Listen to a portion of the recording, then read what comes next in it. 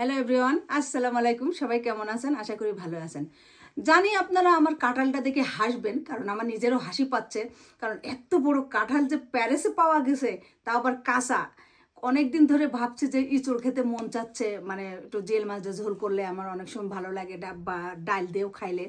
তো এইটা আজকে পাইছি, তো ভাবলাম যে এটা নিয়ে যাই। এর থেকে বড় আর নেই, এর থেকে ছোট ছোট। কারণ তামিলরা কি করে খায় আমি জানি না। তামিলরা, আমরা তো ধরেন রান্না করে খাই, ডাল দিয়ে খাই, অনেক ঝোল করে খাই, অনেকে ঘন্ট খায়। তো আমি কিনছি কাঁঠালটা, দেখুন যে কত সুন্দর ছোট্ট একটা কাঁঠাল, আমাদের কি ভালো লাগছে। তো এখন কাঁঠাল কাটতে গেলে সর্ষের তেল মাখতে হয়। আমি এখন এই যে সর্ষের তেলটা মাখবো, দেখা যাক কি হয়। ফুলকলি সর্ষের তেল, না হলে তো হাতে আটা লেগে যাবে, ঝামেলা। বটি তো লাগাবো।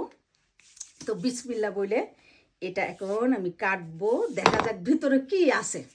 আপনারাও আমার সাথে থাকুন, দেখুন যে এটা, আমার তো এত হাসি লাগছে। বিসমিল্লাহির রহমানির রহিম, দেখা যাক কি হয়। এই দেখুন, অল্প অল্প হয়েছে, ভালোই হয়েছে। আর একটু বতি হলে অনেকটা হতো। তো আমার ভিডিওটা যদি ভালো লাগে আপনাদের, তো লাইক কমেন্ট করে আমার পাশে থাকবেন, যাতে সুন্দর সুন্দর ভিডিও আপনাদের দেখাতে পারি, ছোট ছোট কাঁঠাল দেখাতে পারি। তো যাই হোক, সবাই ভালো থাকেন। আল্লাহ হাফেজ।